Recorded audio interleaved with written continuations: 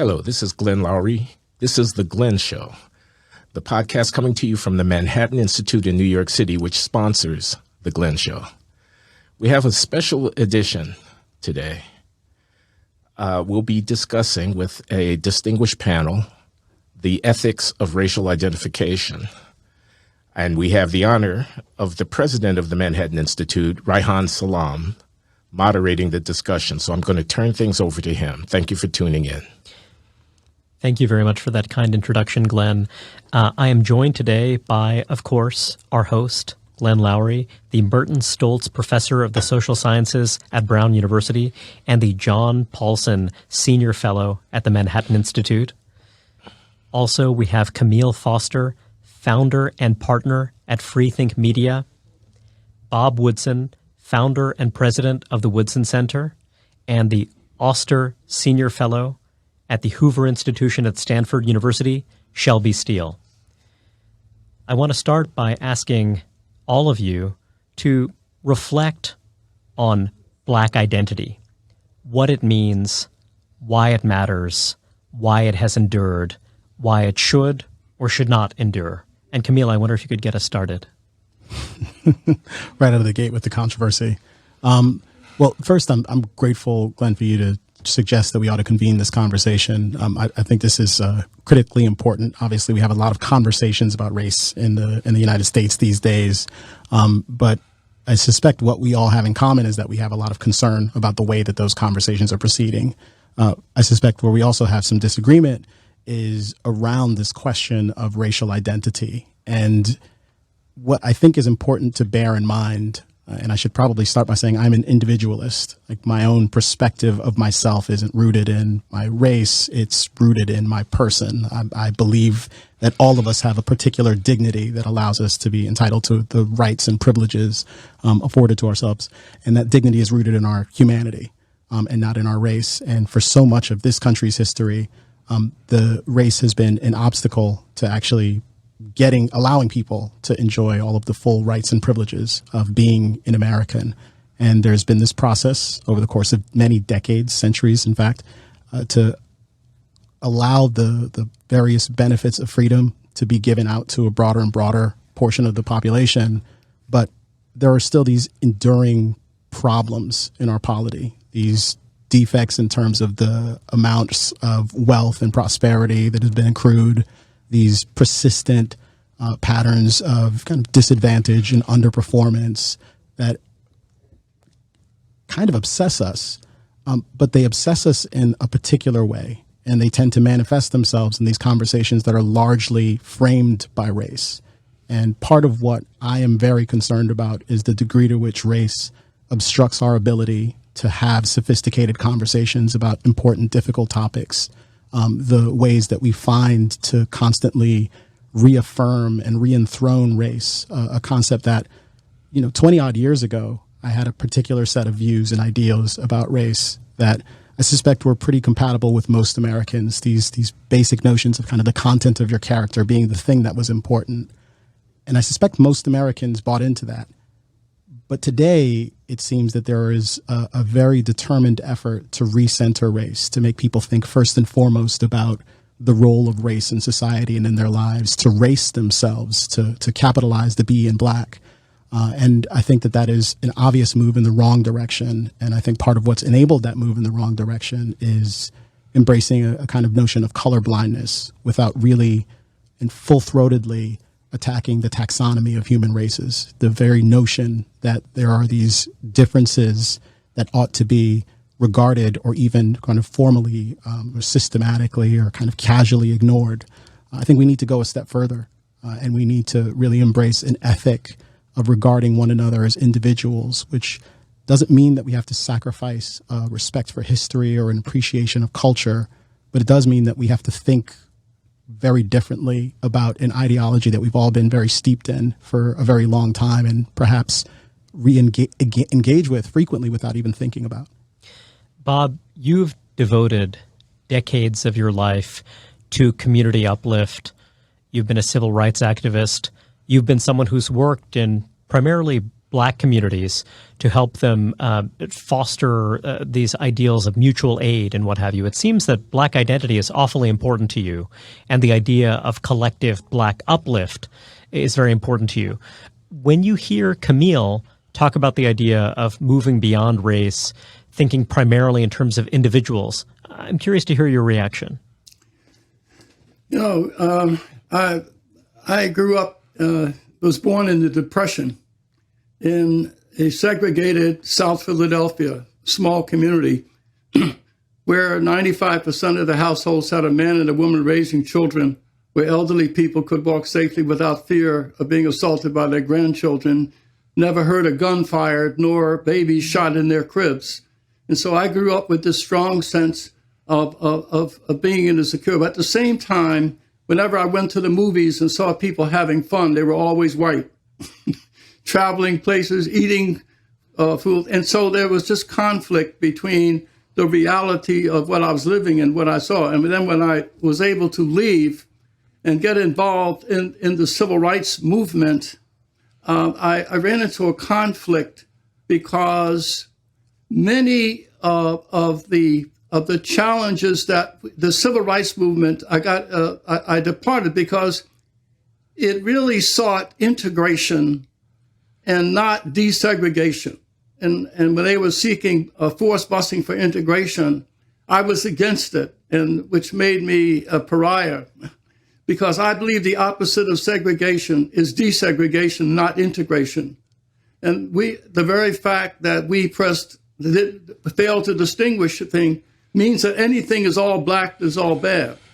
And so I believe that racial identity is critical. That's why I embraced the Black Power movement that I know that Shelby challenges.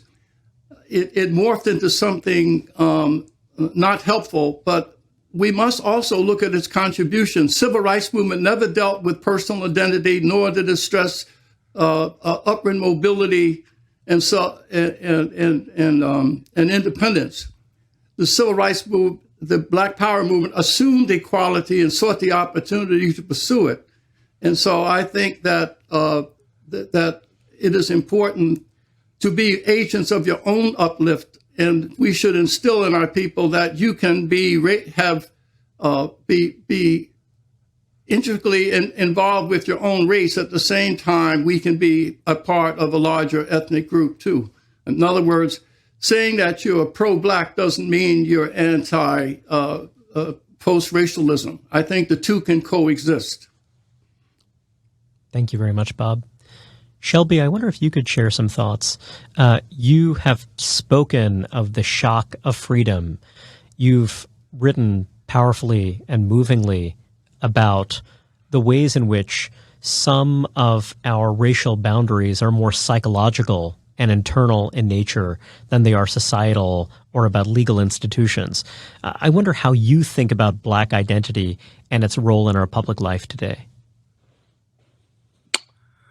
Well, today I think that identity is often used as I think racial identity almost always has an element of corruption in it. It almost always, it always seeks power and is about power. And for the last, since the 60s, certainly, and I remember the Black Power movement very well.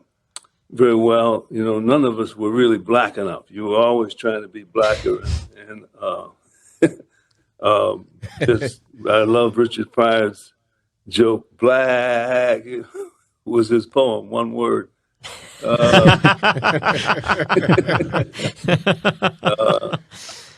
And you kind of, if you think about it, you kind of say, I grew up in the same kind of neighborhood that Bob just described. And there was family life, and there were fathers in every house. There was, schools were terrible, but they even began to resist that. And there was a real fundamental human coherence that we shared with all other people. I remember my father asking me in the 60s when I was into Black Power, Well, what is identity? I haven't really answered him well yet. He's born in the South in third grade education. If he doesn't know what the Black identity is, I don't know who would. I think we use it for, particularly today. We came to use it in the 60s as a kind of symbol of victimization. So when you were Black, you were a victim.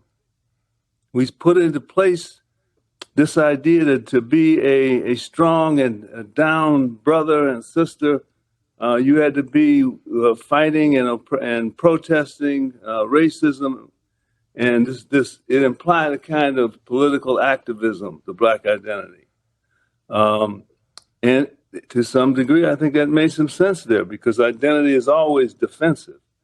It's always defending against some larger force in the world. And so that's what it was in the 60s. And I certainly was involved in it to a degree, but quickly grew out of it. You could begin to see that it really wasn't going anywhere. The problem today, I think, the problem we face as Black Americans is not racism anymore. There's no doubt some racism out there, but that's way down the list of problems that we as Black Americans face.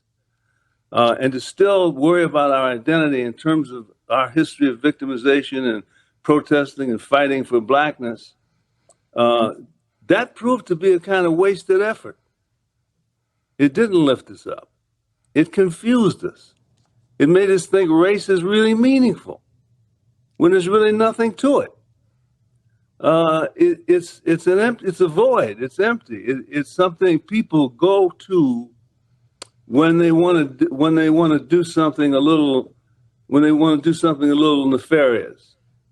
If I try to sell you that I'm Black and so forth, and therefore let's make a deal over here, is the way it goes.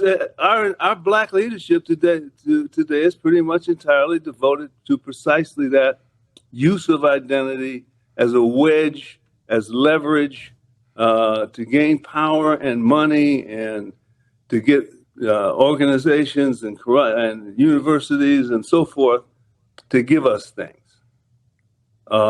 Well, my sense is that our great problem today is not victimization and racism, but freedom.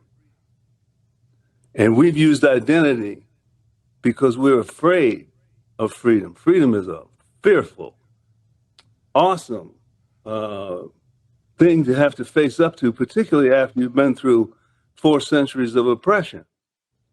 And have really very little experience with anything remotely like freedom. But freedom is demanding, and it asks everything of you. It makes you responsible for yourself in ways that are always going to be difficult and challenging. And so if you don't do well, you don't know how to proceed down that path, and we as Blacks didn't in the 60s, how can you come out of 4 centuries of oppression and know precisely what to do? It's taken us 70, 80 years now to begin to really think about let's look at our real problems and stop, thinking that somehow or other culture and identity is going to do anything for us. We have to understand those things don't count in freedom. What counts in freedom is all that boring stuff. Really difficult, demanding values, hard work, family life, responsibility, same things that work for all human beings are the only things that are going to ever work for Black America. And the idea that our Blackness is going to somehow help us or facilitate that is a delusion that we need to move on away from at this point, and be suspicious of. Understand this is one of history's little traps. Sort of seduces you into thinking that, well, your identity, if you're just Black, that'll do it. No, it won't. It won't do it. And of course, all the statistics that we are all aware of prove that. We're behind in almost everything of meaning in American life. Well, that's identity, because identity is not, it's not a muscle. It's not an action, an active force. It's an avoidance of the challenges of freedom. Anytime I hear anybody talking about identity today, it's avoidance. Glenn. And well, Glenn, go ahead. Oh, no. So, forgive me. Sorry for interrupting you. No, that's fine. Glenn, you've informed how the world thinks about ethnicity and social capital. One observation you've made about Black Americans and the persistence of identity is a deceptively simple one. It's that if there were no barriers to intermarriage, if there were full integration, you would not see the persistence of a distinct identifiable group with its own form of vernacular English, with its own cultural practices. You know, when you're looking at Black Americans, and indeed many other groups as well, there is a real persistence there that is a force that affects outcomes and social life, affects the distribution of resources in society and much else. One way that I think about this is that the force sustaining that distinctiveness could be status or it could be stigma, you know, both forms of it. So think about Jewish Americans, for example. Here is a group where, large numbers of Jewish Americans outmarry, but perhaps less than you'd expect if they were just another European ethnic group. You know, that could be because this is a group where there are valuable goods. There is a kind of community-specific social capital that exists there. There's an attractive pull to remaining part of the group. But you could also say that in some contexts, in some environments, it's part of stigma. That partly it's because of the persistence of anti-Semitism. And as Shelby was saying, that desire for some kind of defensive mentality. We are going to support and sustain our community that is under threat. When you think about the persistence of Black identity, I'm curious how you think about it in the context of status and stigma, how you think about it in the context of the rewards offered by belonging to this group with a rich and distinct history and culture, versus the extent to which that distinctiveness is driven by discrimination from the outside. Yeah. I mean, first, let me say, I have great respect for the positions that Camille and Shelby have given voice to, and I certainly agree that, the long-term end game here has to be one in which we envision, if you will, the abolition of race or the transcendence of race. I don't want an America 100 years from now or even 75 years from now in which we're in these silos based upon something that's relatively superficial that doesn't really define us. On the other hand, I think that, if I say the Black church, that's a meaningful thing to say. Not merely as a matter of, well, the whites won't let us sit in the pew, but as a matter of there's a foundation here. There are generations of cultural and spiritual rootedness here. There's a narrative in the Black church. There's music in the Black church. There's power in the Black church. It reaches people. It's meaningful to people. If I say the Black family, if I encourage people to adopt orphan children who are Black based in part upon a sense that the Black family needs support, that we need to pull together, that's a way of mobilizing people on behalf of a social good. It's an affirmation. So whereas the race hustlers, and they are plentiful, will strategically deploy, just as Shelby has said brilliantly and more than once in his books, they will play the race card. They'll use race as a dodge, as a power-grabbing move, and we could give many examples. Whereas that's certainly true, and it is something to be objected to strenuously. It's bad. It's bad for even Black people seen as a collective, but it's bad for our country, and it's taking us in the wrong direction, whereas that's certainly true. The collective action problem, how do you get people to pull together in the same direction on behalf of goals that none of them can achieve on their own, requires some kind of narrative. I mean, think about the role that nationalism plays in the construction of collective goods in the welfare state or on behalf of defending the country against external threat. People are called based upon their sense of fealty and connection to the country. We are Americans. We're not citizens of the world, although we are citizens of the world, of course.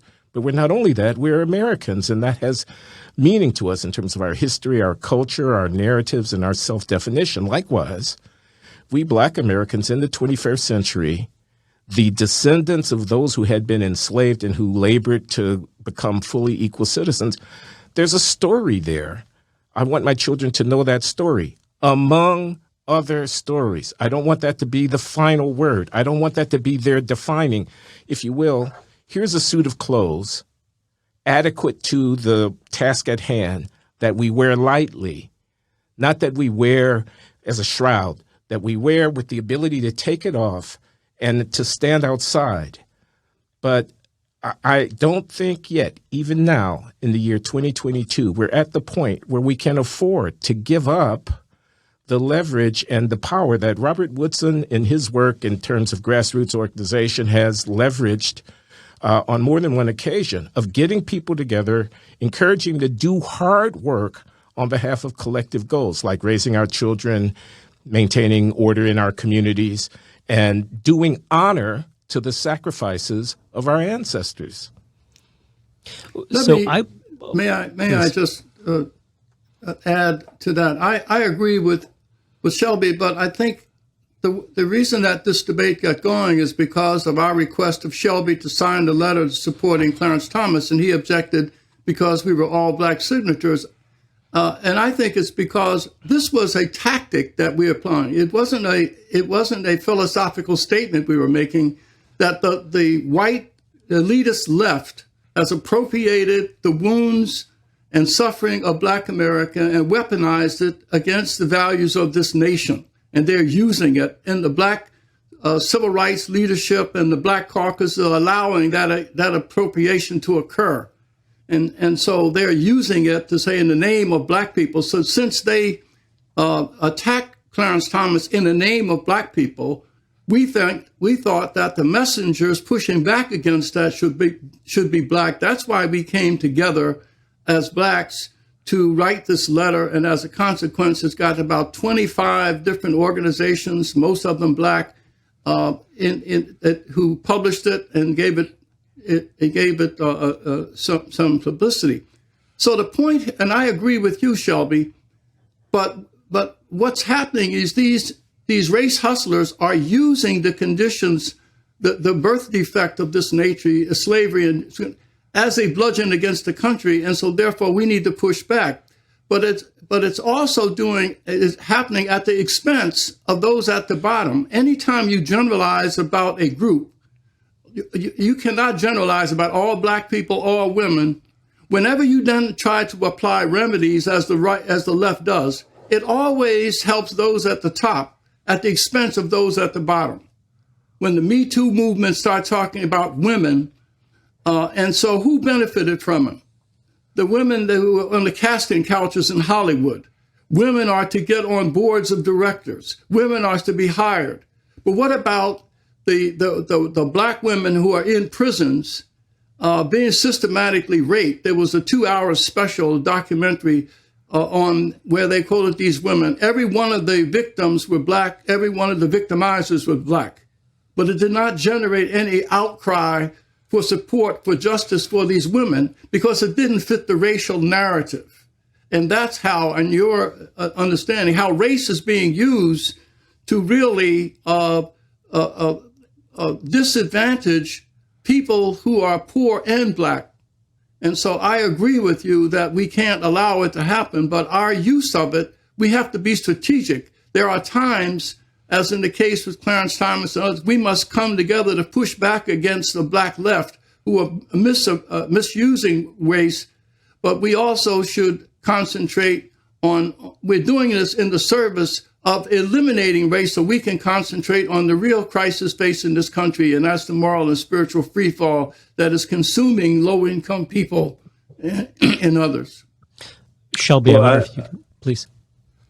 I mean, I agree with 99% of what you said. Well, maybe 89.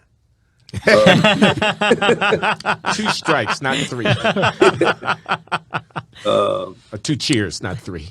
But my after wrestling with this for a lifetime, my feeling is very simple. Race is absolutely, always, with no exceptions whatsoever, poison. You can't understand it if you don't understand poison. And what you say there, for example, that well, a little bit of poison over here is okay, and a little bit, and you start to make distinctions. I want to see some white people support the media being fair to Clarence Thomas. I want them to on a human level, by using race to attack Clarence Thomas. That's the evil. That's the poison. And a group, I certainly want them to treat Clarence Thomas in the right way, but not by committing the same crime, not by using race all over again now in the name of the good rather than bad, but using it all over again. It's dangerous. It's none of us are smart enough to find a good, effective, morally clean way to use race. It's always a little dirty. And that dirtiness, over time, envelops the whole institution, whatever it may be. It's poison. Sometimes the venom of the snake has to be used to develop the antivenom. Sometimes well, it's not obvious that that's necessary here. I mean, I want to just say that I recognize all of the goodwill in the conversation, and I recognize a lot of the extraordinarily hard work that's been done. Bob, the work that you've done with your organization is laudable, and I don't take anything away from that by adopting the perspective that I have now with respect to race. I would have to say that I stridently agree with Shelby, though, that there is a very real sense in which I think it is impossible to divorce a concept, a notion like blackness, for example, from the toxic milieu that it was forged in and the purpose that it was forged for. It was meant to divide. It was meant to dehumanize. And there's a very real sense in which a lot of that ideological baggage is always carried along with it, however we deploy the concept. And I greatly appreciate as well, Glenn, your rousing speech encouraging us to support one another's families and to come together to find terms upon which that we can come together and agree to work towards some common purpose. But I think two related things are true that relate to that. One is that it is entirely possible to forge those bonds in other ways, and in deeper, more meaningful ways, I think. Local communities are largely the ones that are actually bearing the burden of suffering through, the spikes in crime, and not kind of black people corporately. I think there's a lot of senses in which, especially I think the point, I can't remember who made it a moment ago, about all of the benefits that accrue to people kind of at the top of the pyramid when you have a racial reckoning and a couple of people move up a couple of offices, and they were already making several $100,000 a year, and now they're making $500,000 a year. And it's great for all of them if you can launch your new DEI business or get some new government contracts, but it does not help people at the lower end. And thinking more specifically about the kinds of problems, more practically about the kinds of problems we're trying to address, having a much higher resolution is going to require us to get beyond the confines of race. The disparity that interests me isn't the disparity between white kids and black kids in elementary school. It's not the disparity between white teenagers and black teenagers in attaining acceptance to top flight into universities. It's the disparity between children who are succeeding and children who are not. It's the fact that we recognize the success sequence actually gives us the keys to what's necessary to succeed. And there is no way to unrace yourself and to take advantage of the benefits of rightness, to kind of put things in the way that someone from the left might frame it. And in much the same way, to frame it in a way that might be a little bit more palatable to someone who would regard themselves as conservative. I don't know that trying to build alliances of concern along racial lines is actually likely to win out against the kind of dominant perspective when it comes to blackness in America. I think we actually have to have a more ambitious goal and strategy, and to have a higher resolution approach to thinking about problems and talking about problems. I want to underscore something here. I'm struck by the fact that actually, among the four of you, there's actually a fair bit of agreement about what we see as an attractive moral outcome over the very long term. I think that all of you agree that being seen as an individual has value. But one thing I detected both in Glenn and Bob's remarks is this idea that there are certain kinds of sacrifices that are appropriate to make in the name of solidarity. That is, one version of your sensibility, Camille, and this will be ungenerous, but I'm curious to hear your reaction, but also Glenn's, is that essentially what you're saying is that we live in a much freer society now. We live in a society in which one can have more agency and freedom of action, and that it is a moral imperative to claim that and to claim that individualism, to de-race oneself. But another view is that poses a kind of collective action problem in which you have people who have the ability to capitalize on those opportunities through the kind of attenuation of those rigid racial ties. And then what you see is the defection of people like you from this kind of larger collective public good of acting on behalf of a racial group that has been stigmatized and excluded. I wonder if that makes sense to you, what your reaction to that is. And I also want to hear from Glenn, if that sounds roughly right to him, that part of what we're saying is that, yes, it's a good and healthy aspiration to be free of those group obligations, but those group obligations really bite right now, and that there is a responsibility for those who have that wherewithal. How do they bite? Well, I'm gonna just want to throw out the idea to no, but all of you. I mean that's it seems to me a key point. You bite. Do you mean racism? That people are still being victimized by racism? I'm just trying to really get a I'm trying to kind of advance what I take to be part of Glenn's view, so maybe he would be... Well, the collective action problem, just very straightforwardly, you have goals toward which you would like to mobilize people to achieve those goals. Each one individually might not have the interest to make the sacrifices if they only thought of it in their own terms, but if they see themselves as part of a collective, and I gave the example of nationalism, you have a country, you have people asked to sacrifice, to pay taxes, to fight and die if it comes to that. And underneath that is a sense of identity. It's a sense of, in this case, Americanness, to which they feel a certain degree of obligation or responsibility. It's just what an do you analogy. do when racism is gone? What I'm saying is the black church, I give that as a concrete example, is an institution. It has a history. It has a narrative. It has a sense of self-understanding, and it gives meaning to people's lives. It'll never be the same, Glenn. Okay. Freedom. We're in freedom now. The black church was formed when we were in naked oppression. Today we're in freedom. Racism is not there. You can worship any way you want. We're so free we don't know what to do with it. We're in agreement about that. We're in agreement about that, Shelby. But I'm a jazz fan. I love the music. Follow it way too much, because it's to me a rare, magnificent creation that does come out of the black experience. But that experience doesn't exist anymore. Racism is simply not a problem. It's not doesn't deserve a cultural response. Well, but Shelby, those are two different things. What I find disturbing is that the left, both the elite left, and are using race. Mm-hmm. Yes, they are. To the disadvantage of poor people, and they are dying as a consequence of their misuse of it. Yes, so absolutely. absolutely. But if you're not going to confront that reality with some idealized version of post-racism and just say, well, it doesn't exist anymore, so we'll just act like it doesn't exist. Well, no, you've got to take action, I think, in those places to confront those who are misusing race. And the way we do it is to gather groups who are suffering the problems, like the mothers who lost children to homicide, to stand up to the black left and say, we are against defund the police.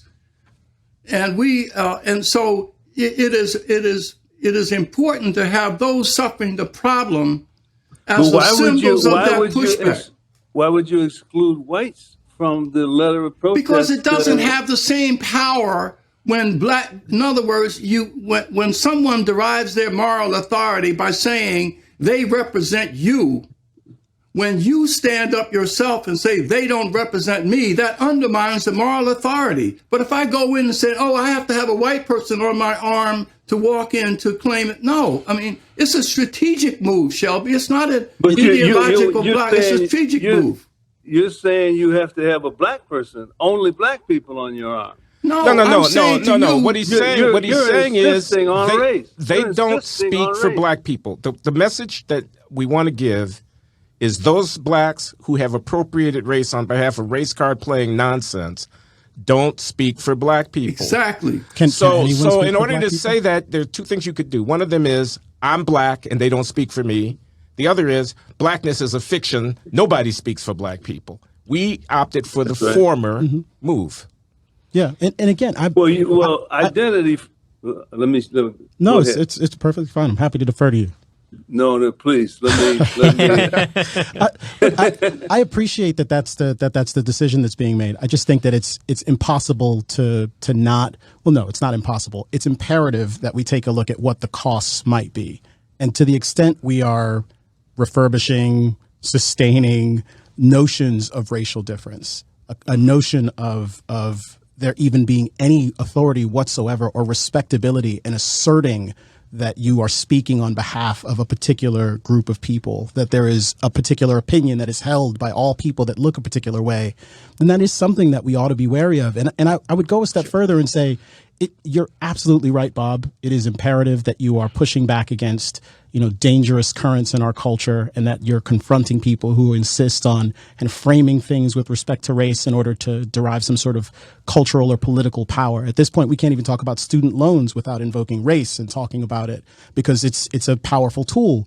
That said, the best way to actually undermine that is to acknowledge that this tactic is being deployed, and two, not to give even the appearance that this is a respectable way to conduct business, to focus, I think, very narrowly and specifically on the defects of the policies that are being proposed, and to provide affirmative solutions, like better alternative approaches. And I think you've mentioned a few times, Glenn, the Black church and other kind of valuable institutions that exist that have some sort of a racial context.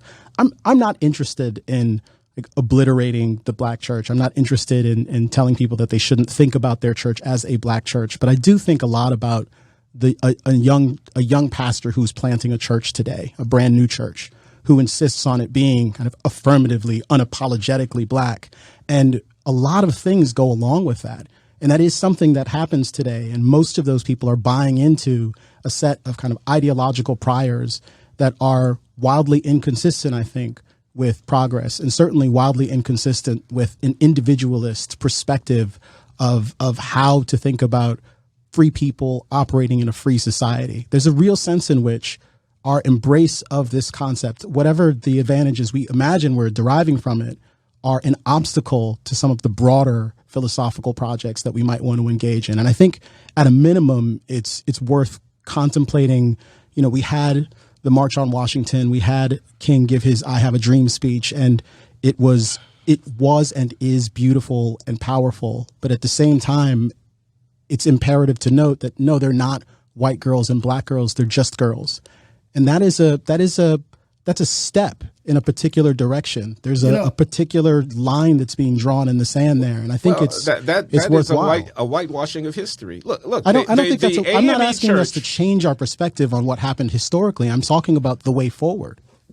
Okay. The reason why the left, that we are counterculture now, is because our inability to communicate important values and convince people that those values are important. And that is what the left does. And I think Ralph Nader is a perfect example of how you market ideas and principles. When he comes before the Congress to convince the Congress that we need to regulate automobiles, he comes with a weeping parents of a 16-year-old who was lost in a Pinto, a wrinkled fender of a Pinto with blood on it, And then he says, this is the consequence of that policy. Now, let me tell you what changes have to be made. By contrast, conservatives will come with 4 white guys with blue suits, with ties, with charts, with data. Who wins that fight? And so I think it's important that you have to have the right symbols. I choose to take the people suffering the problem who lost children, and when they say that we must stop talking about white people for a year and address the enemy within, that has much more power than if I were to come with some interracial group armed with some niceties of post-racialism. I just want to get a word in here because so much is flying by. I think you guys are overreacting. I think you're basically right. And I think the long run that you envision and I envision are very similar long runs. It's just that I think that the abolitionist move, the principled rejection of the category race on behalf of an ideal is, as Bob has said, strategically surrendering too much. And I also think it's a little bit ahistorical. I just want to, for a moment, the African Methodist Episcopal Church, I'm talking about Richard Allen, Absalom Jones, these guys at the end of the 18th century in Philadelphia, when slavery was still running strong, founded an institution that is now a global institution of black people striving to do exactly with their freedom what Shelby would have them do: determine their own fates, take responsibility for their lives and for the raising of their children and so forth and so on, nested within a certain narrative, a certain sense of our, quote unquote, our history. Now, I have many ancestors, and some of them are European. 23andMe tells me some of my ancestors are European. But the account I give of from whence I have come is deeply nested within this African-American history. And all I'm saying is it's not yet time to throw that over, even as we understand the deeper philosophical truth of transracial humanism as the goal toward which we should all be striving. Well, you're fighting a straw man. We would never throw it over. How could you? Why would you want to? I wouldn't. I've been studying Black American culture all my life. I love it. That'd be a word stronger than identification. It has made me who I am, and I'm grateful for it. And yet, the world works by evolution. It evolves. It transforms.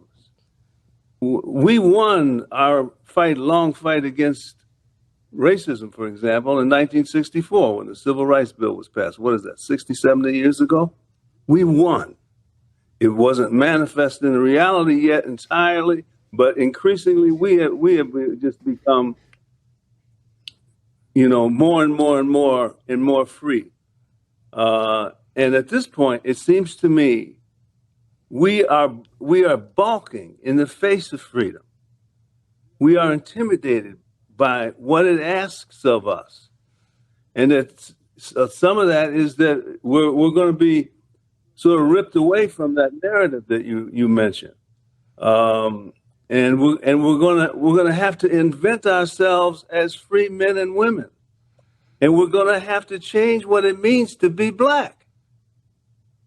And I would. It doesn't just mean responding to racism and hatred. It did it at one time, but today, we Black people, our biggest problem is modernity, the modern world. We're unprepared to live in it, to thrive in it. That's our problem. And maybe there's a little racism in there somewhere, but the real problem is California last year, black kids who graduated from high school read at an 8th grade level. That's the problem. But Shelby, you address yourself to Black people. You say we. That has an antecedent. The we that you're talking to there. How? But you see, this is what I'm saying. False man. A straw man. I suppose that I'm saying I'm guilty of that.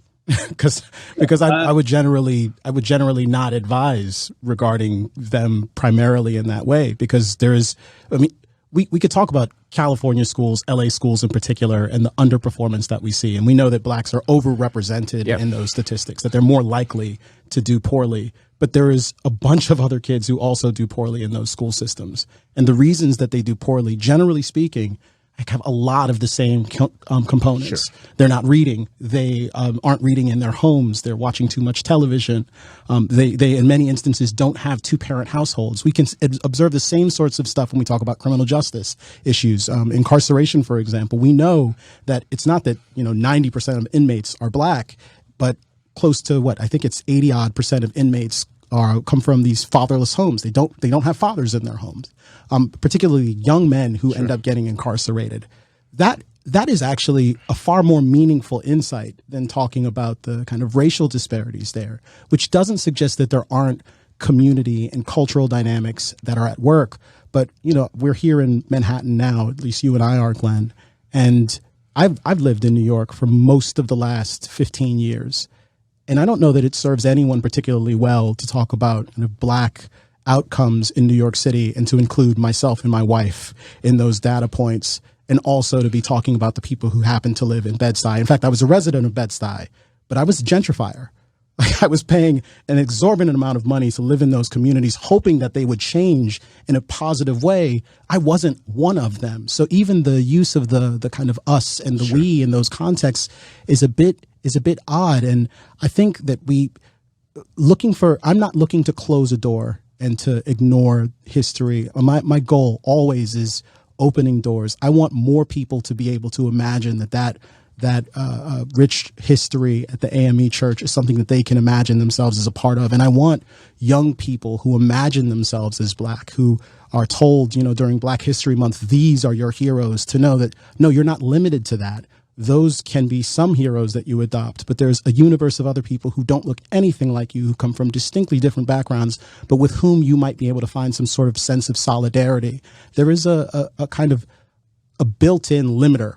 So your cultural inheritance is the inheritance of the world. What you're saying is that you want to claim ownership and you want your experience to inform that of people regardless of, their ethnic origins, their ascribed race. That's certainly part of it. And I could probably be more specific and talk about the classical liberal tradition that I'm most interested in, the progress that's been made in Western societies more broadly. I mean, I think there's a narrative about the progress of black people in America since the period of slavery, overcoming civil rights, and it is an extraordinary and important story that all Americans ought to take an interest in.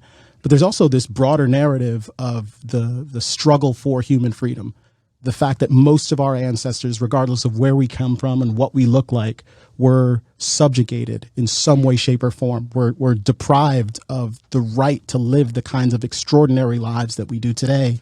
And I think that there's something very rich about nesting that story of struggle for freedom in America by the descendants of slaves in that broader story of this struggle for human freedom writ large, that this is always something that has had to happen, that this is always something that we've done together. I think that it makes it actually more valuable and not less. It enhances it. But Glenn, you can do that without effacing your own ethnic identity.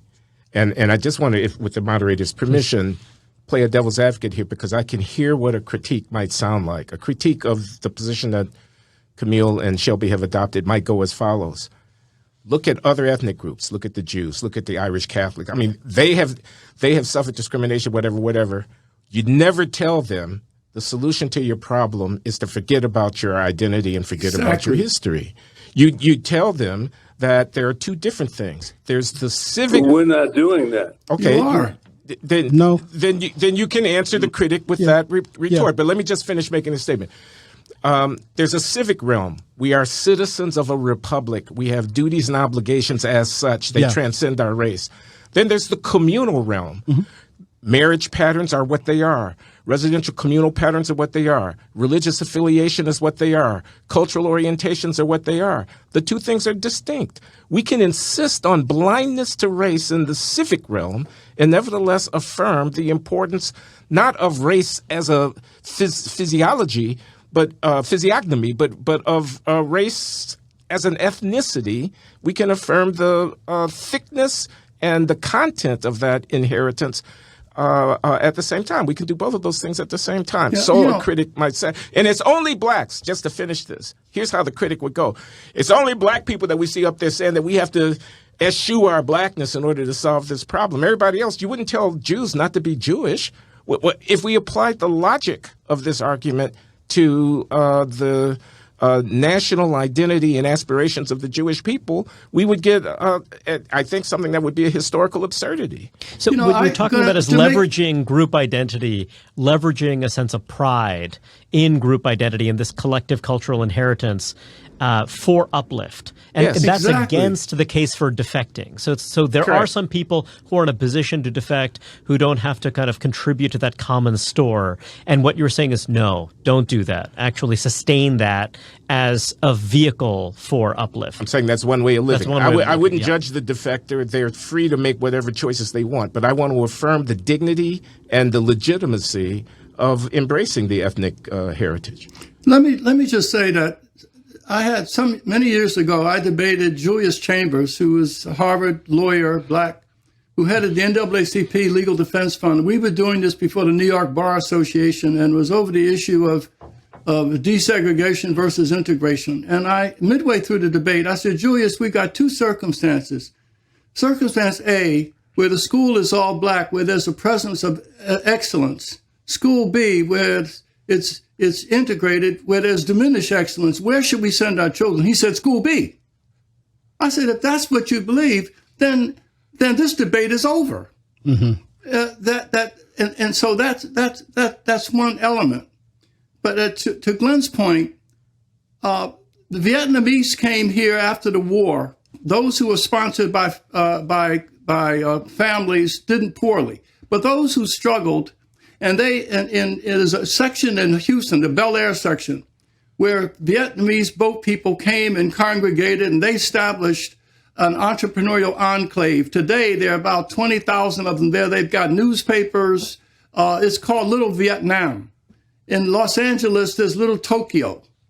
Chinatowns, every other ethnic groups can know what it's like to have dual citizenships. Why can't blacks have dual citizenship? Why can't we affirm the fact that we are black and all, but also we are a part of this country? I mean, why do you say that anytime that there is a coalescence of blacks are coming together in solidarity, that somehow that we shouldn't do that, but other groups are celebrated? Well, it sounds so innocent, doesn't it? It just sounds so innocent. What's the now? Use certain examples I'll skip, but that's the way poison spreads. It's just a little bit. It's not a big. Come on, what's wrong with what about the dignity? Because that won't work. That won't get you anywhere. Identity is the result of human behavior. It is not the creator of great things. It doesn't create a damn thing. It is the result. And I am proud of what Black Americans have contributed to music. There's nothing comparable on the whole globe. I mean, it really does, in the most simplistic, emotional way, make me feel proud. That does not mean that the nation I live in has any obligation to me and my race. They don't. And when they did, you saw what that was about. One does not preclude the other. That's my point. You can celebrate. You can be happy on St. Patrick's Day. There are a lot of people out there drinking who aren't Irish. That's very true. Right. I suppose my perspective is probably a bit more, not probably, it is more strident than that. And I don't believe in unearned pride. I believe that pride is something that you earn, and it's something that you earn through action. And I also don't believe in collective achievement in that way. I don't really believe that Black people any more than Jewish people or white people kind of have a collective ownership of music that they've kind of made, or the phrase that was used a moment ago was that Black people have made these contributions to music. That is certainly true, that there are these kind of cultures that can in some way, shape, or form contribute to music. But the important delineation, like making a real distinction between individual achievement and cultivating a sense of pride in oneself, and the kind of counterfeit pride that I've actually seen. I've encountered it amongst younger people who talk about their blackness and how they're young kings or something along those lines. There's something very empty and hollow about that. And again, at a minimum, one has to recognize that there is a very real possibility that people will feel encouraged to pursue that sort of rather cheap, counterfeit sense of their own self-worth and dignity, as opposed to really embracing the possibility of creating something grand yourself. I don't think there's a need for there to be any kind of competition between kind of black cultural contributions or white cultural contributions. There's this beautiful passage from Zora Neale Hurston in Dust Tracks in the Road where she talks about this notion of race pride and race consciousness, and says explicitly that, you know, there is no that Einstein is the one who achieved particular results, that Carver achieved particular results, and they didn't do that on behalf of a race. And that in a very real sense, if we have this sense of collective achievement and this sense of race pride, then we should naturally have this sense of collective failure and race shame, and that both of those things are in a very real sense like wrong and disadvantageous, and that there is a better way for us to cast ourselves into the world. And again, I think we were having lunch earlier, Rehan, and I said that I have this perspective, and perhaps it's a little idealistic. I will acknowledge as much, and we enter the world as we find it. But that said, we can certainly articulate a certain philosophy, embrace a philosophy of our own.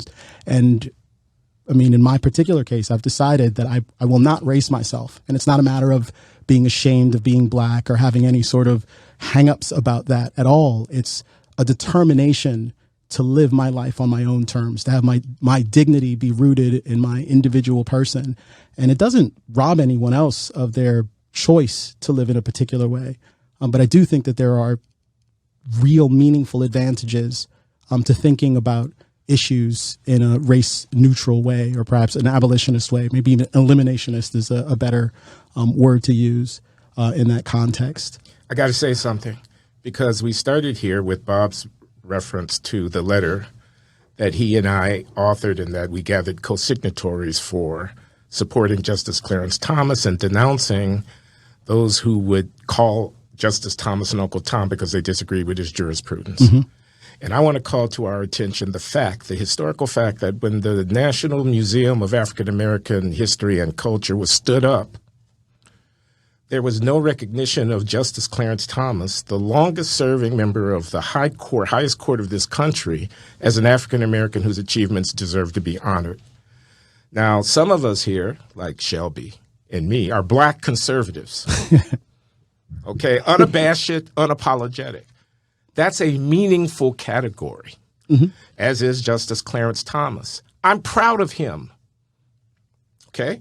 No, not in some metaphysical, he's black, I'm black, and therefore I achieved when he achieved. Exactly. But in the concrete historical narrative sense that he came up out of Pinpoint, Georgia. Mm-hmm. He thought for himself through Yale Law School and all the rest, and he achieved what he has achieved on behalf of this country and his people. Then why would you preclude white people? I don't preclude white people from being proud of him. They can also be proud of him, but I'm proud of him. Why couldn't they sign the letter? I'm going to let Bob answer that, because we've already answered it, but I'm going to let Bob Shelby, have his turn. Because if white people had signed it, it would have been dismissed, and they would have just, may I finish?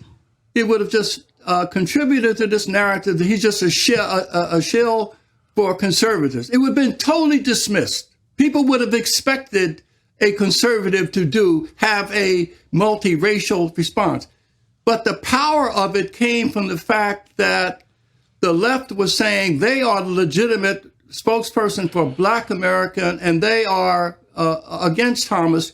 But a substantial number of blacks stood up and stood for him and pushed back against that, and it had the impact that we were looking for.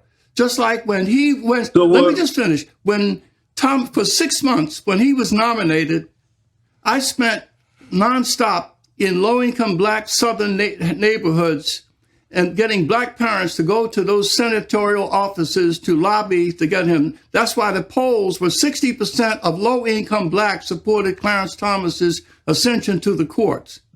And that's one of the reasons why it happened. Now, should I have not done that and say, well, I want to get white people to come with me also?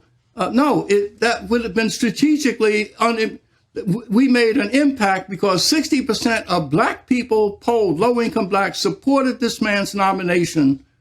And that's why strategically it worked. Now, you might not have done it that way. You would have first said, no, I can't just go here with all black folks. I got to have some white folks to show solidarity so that we're transracial. No, you keep assigning to me, both of you. Sorry. some idealism. You're about, right. You read it the right Happy way. Day, Martin Luther King, whatever. You read it the right way, Shelby. You got the wrong man. I'm still back in 1964, Black Power. I'm not. That's more my natural cast. But that is my point. Why Clarence Thomas is a good friend of mine. Has been for 30 some years now. I love to see him supported in every way. I think he's the best mind on the court. Period. And so forth and so on. I don't need to write a letter that excludes white people in order to support that. If we would have been ignored. Strategically, it worked. That's the point. You missed that. No, but you're using race as a poison. Yes. No. You're saying if I kick white people out, I got a little more black. I wonder if I can just use the venom of the snake, and so white people have to be on the side. You use the venom of the snake to create the antivenom. Guys, I wonder if I can just move us. That's what you do. That's what in a different direction. It works. You ask anybody who's been bitten by a snake, they tell you it's the venom of the snake that killed them. Okay, They'd have been dead if you were the doctor. I don't know about snakes. They would have died if you were the physician, man. Okay, I want to. No, we can't use a snake's venom. I'd like to raise a different set of issues. So if you're looking at the Black American population, it is markedly different today than it was 20 or 30 years ago. You now have a rising proportion of the Black population that is foreign-born. You have, particularly in younger cohorts, more and more intermarriage.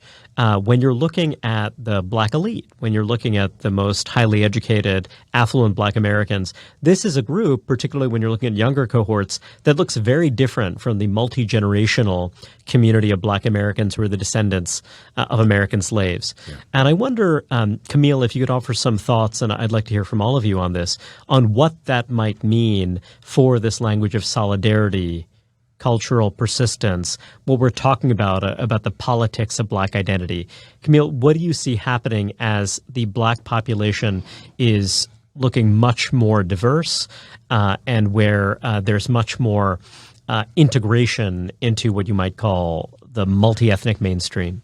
Well, it's funny. I have this uncomfortable sense sometimes where I'm like at a dinner party and there's everything is set up really nicely and there's a tablecloth and I just rip the tablecloth off and then all the plates go sprawling as well. I mean, the reality is that I do not think about populations in that way. I mean, the diversifying of the kind of Black people in America is precisely what you would expect. Black people, as James Baldwin said during his debate with William F. Buckley, just like everybody else.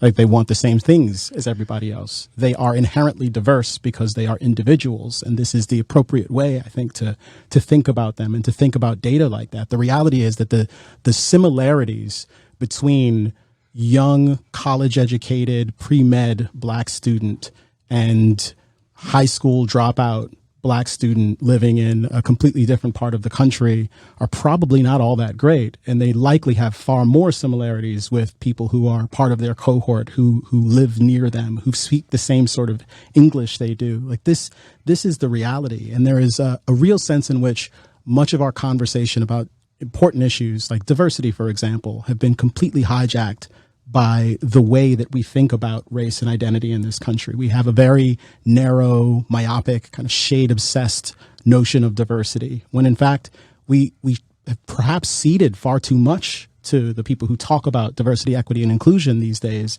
by allowing that definition of diversity to be the one that dominates. The one that ought to dominate is one that recognizes that in any room, even amongst the four of us, as we've demonstrated very ably through our conversation, there is profound diversity amongst individuals, regardless of what they happen to look like. And if you apply for a job, the notion that we have too many of those people here right now because we've got our quota of black people because it's sort of demographically in line with the population in the community, like that can't be the way that we want to sort of have society work. So this abolitionist sensibility that you bring to these debates about the ethics of black identity, is it fair to say that in this world in which this drive for individualism, individual distinction, call it the weakening of some of these collective ties, is it your view that your way of thinking is ultimately the wave of the future? I don't know if it's the wave of the future. I certainly hope it is. I do think that recognizing, seating our sense of people's dignity in their individual person and not attaching it or attributing it to their race. Like I think a celebration, for example, like Pride Month, for example, there is a sense in which one can totally understand the desire to assert your pride on the basis of something that you've been discriminated against with respect to for a very long period of time. But beyond some point, this could become deleterious. And I think that we probably surpassed that point with respect to gays in this country who have secured the right to marry one another, for example. And perhaps we need to rejigger the laws around that. But I think in general, like there has been a cultural shift there that is one that is worth celebrating.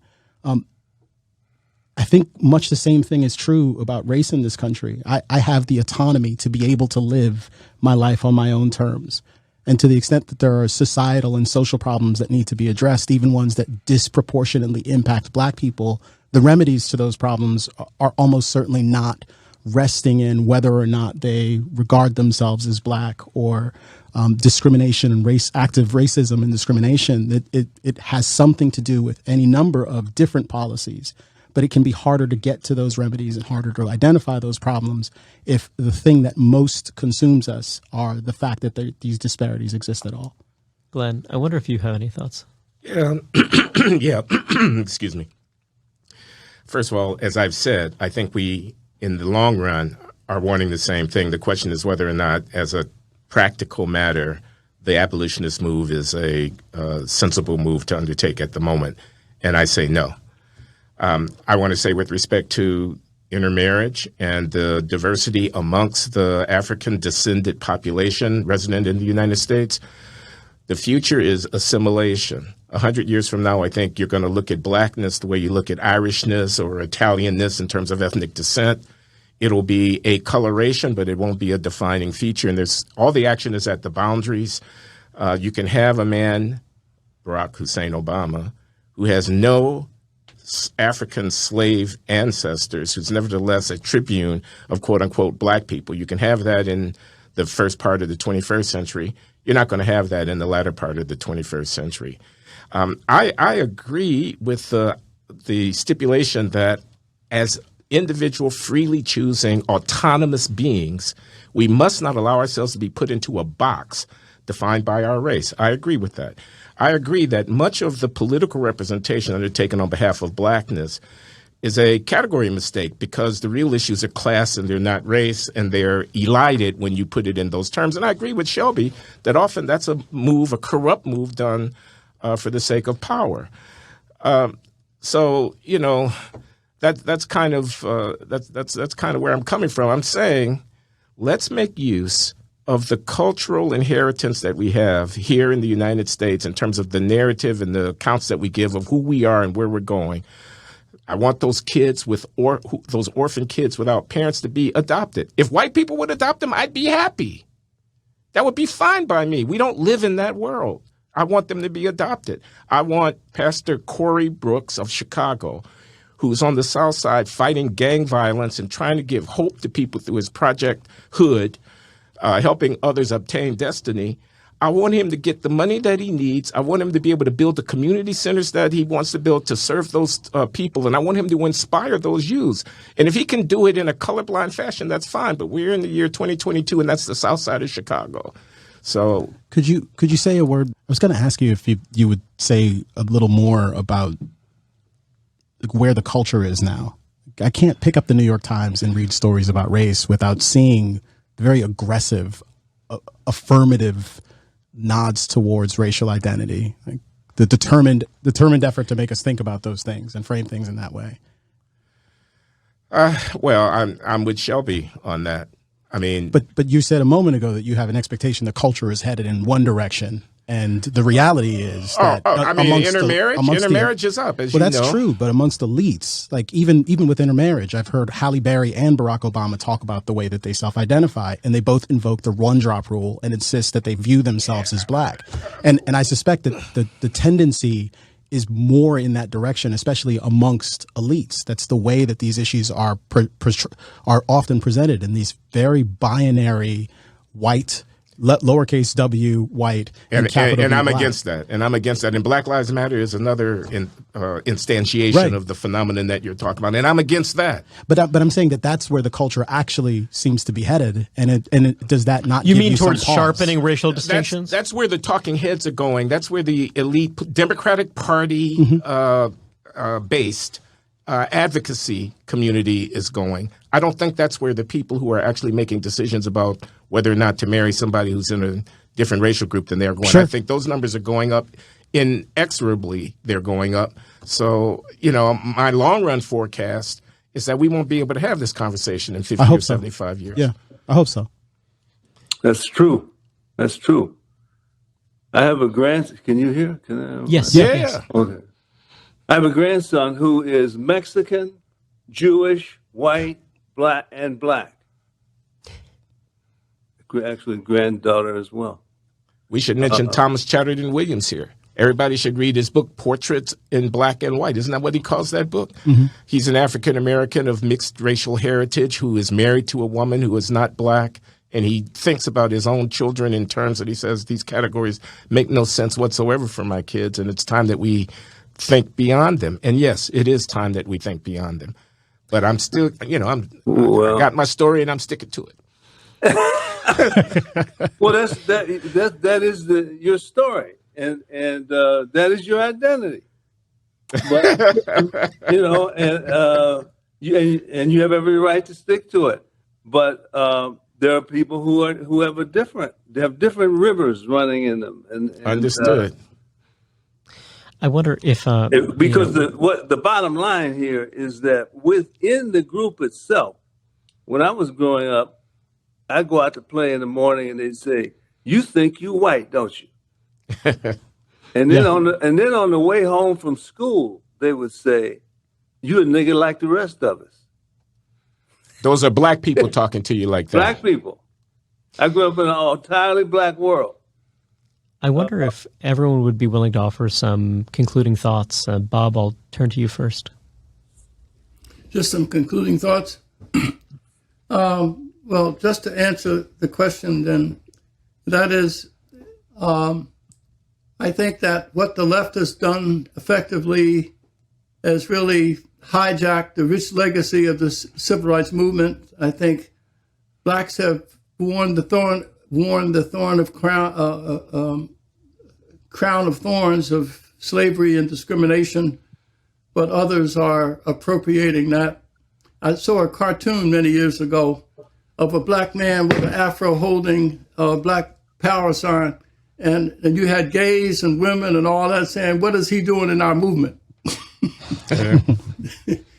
But again, my political philosophy is radical pragmatism. I'm a cardiac Christian. My desire is to work within my community. I did the Dr. Phil show that'll air the first week in November. And on it, I said we need to have a 1-year moratorium in whining about white folks. And we need to use that time to address the enemy within. And I'm using it to reduce gang violence as we have in the past by leaving white folks out the room for a whole year, when we can address the enemy within. We have a moral and spiritual free fall that everybody's in that is consuming white kids, and in Silicon Valley, the suicide rate is 6 times the national average. The highest death rate in Appalachia's prescription drugs, and it's homicide in the inner city. We're not going to address that crisis if we have to look at each other through a racial prism. So I think we have a larger crisis to face, and that's why I'm trying to deracialize race. Thank you, Bob. Shelby? Well, I'd be brief with it. My feeling is the biggest problem that we have in Black America is, and what keeps us down and distinguishes us in a negative way, is that the one thing we don't have 4 centuries of experience with is freedom, and that it just simply is not a part of that is what oppression is the denial of freedom. When you are not free to agent your own future, you adapt to whatever is. One of the problems of Black American culture and history is that we adapted probably way, way too much. It's a kind of negative in our cultural history that we didn't fight to the death, that we didn't Patrick Henry, that we found a way to adapt to a system that completely oppressed us in every conceivable way. We carry that, I think, and it's a source of bad faith within the group.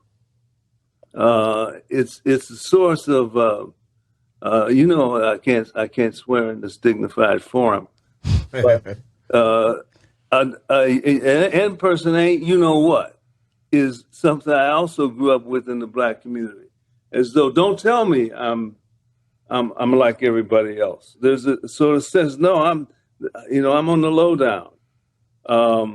We have a lot of work to do there, but